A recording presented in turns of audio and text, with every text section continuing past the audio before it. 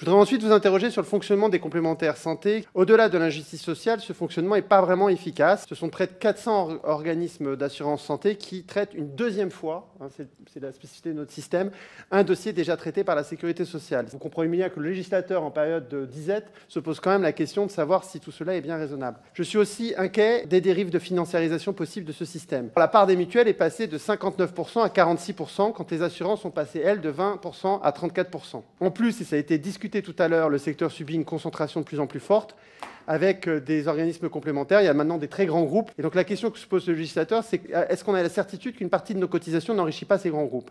Et puis d'ailleurs, il y a la question des conflits d'intérêts. Je suis désolé de la poser. Quand Améline Montchalin, qui était responsable de AXA entre 2014 et 2017, était ministre entre 2019 et 2022, de la voir en tant que ministre, gérer la question des complémentaires santé au sein de la fonction publique, je m'étais quand même posé un certain nombre de questions et je vous repose, parce que c'est une question, je pense, qui est légitime. Mais est-ce que l'instauration d'une sécurité sociale à 100%, qui consisterait à prendre en charge l'intégralité des soins prescrits, permettrait d'une part à la fois de générer des économies, d'autre part de lutter contre le renoncement aux soins? Je sais que ce n'est pas votre intérêt, mais je voudrais quand même avoir votre avis là-dessus. C'est dans le programme du NFP.